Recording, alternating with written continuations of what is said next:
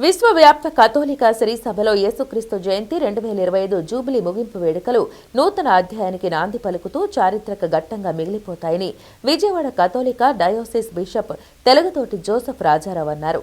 పట్టుమటలోని Saint Paul's cathedral చర్చిలో ఆదివారం యేసుక్రీస్తు జయంతి 2025 జూబిలీ ముగింపు వేడుకలు ఘనంగా నిర్వహించారు.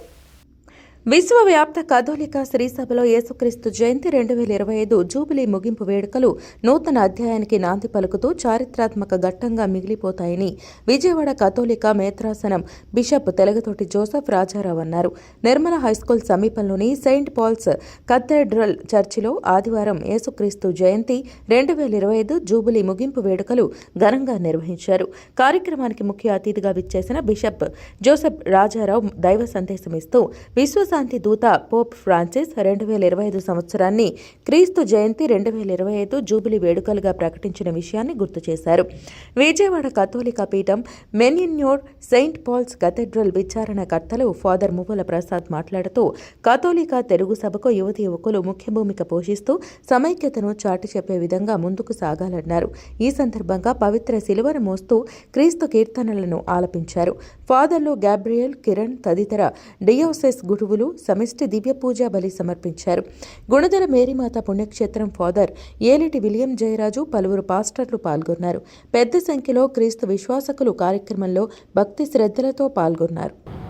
ప్రత్యేకంగా కథోలిక చర్చికి ఒక ప్రత్యేకమైన రోజు.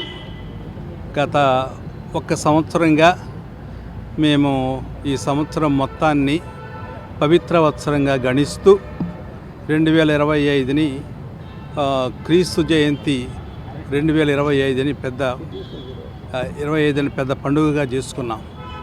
ఈ వేడుక సంవత్సరం మొత్తం సాగింది. ఈరోజు మనం ఈ వేడుకను మేము ముగించబోతున్నాం. అందుకనే ఇక్కడ అందరూ ఈ గురువులు మిగిలిన విశ్వాసులు అందరూ రానున్నారు. దీని యొక్క ముఖ్యాంశం ఏమిటంటే నిరీక్షణ కోసం మనం ఇప్పుడు సిద్ధంగా ఉండాలి. జీవితంలో ఎవరు నిరాశకు గురి కాకుండా ఇప్పుడు నిరీక్షణతో ఉండాలి. అంటే దేవుని మీద నమ్మకంతో ఉండాలని అసలు దీని యొక్క ముఖ్యమైన ఉద్దేశం. అందరికీ ఈ విషయాన్నే పరిశుద్ధ పాపు గారు అందరికీ అర్థమయ్యేలా చెప్పారు. ఆ రోజు ఎవరికి ఎటువంటి ఈ నిరాశ లేకోకుండా వాళ్ళ జీవితాల్ని ఇప్పుడు చాలా ప్రేమతో అదేవిధంగా నమ్మకంతో ముందుకు వెళ్ళాలని చెప్పారన్నమాట. దేవుడు ఉంటే మనకు నమ్మకం కావాలి.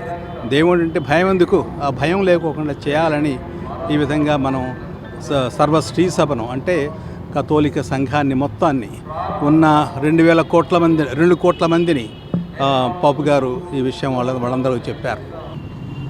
ఆదిమ సంఘం అనగా మొదటి శతాబ్దంలో క్రైస్తవులను ప్రభు మార్గములో నడిచేవాళ్ళు, మార్గాన్ని వెంబడించేవారని చెప్పేవాడు. దాన్ని స్ఫూర్తిగా తీసుకుని ఈ జూబిలీ సంవత్సరం ప్రకటించడం, మేమందరం కూడా భక్తి ప్రపత్తులతో యాత్రలు చేయటం జరిగింది.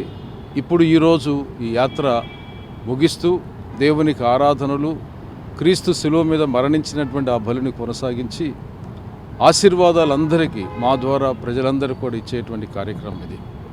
ఇక్కడ ఈ ఊరేగింపు లేక ప్రదక్షిణ ద్వారా దేవాలయంలోనికి ప్రవేశించి మేతరానులు అనగా ఆయన ప్రథమ గురువుగా ఇక్కడ ఈ మేతరాసనానికి ఉంటున్నారు కాబట్టి ఆయన పూజా బలిని మా అందరితో కలిసి ప్రార్థిస్తారు. ఈ ప్రార్థనలో అందరి కొరకు కూడా దేవుని యొక్క ఆశీస్సులు అందిస్తూ ప్రార్థన చేస్తున్నాము.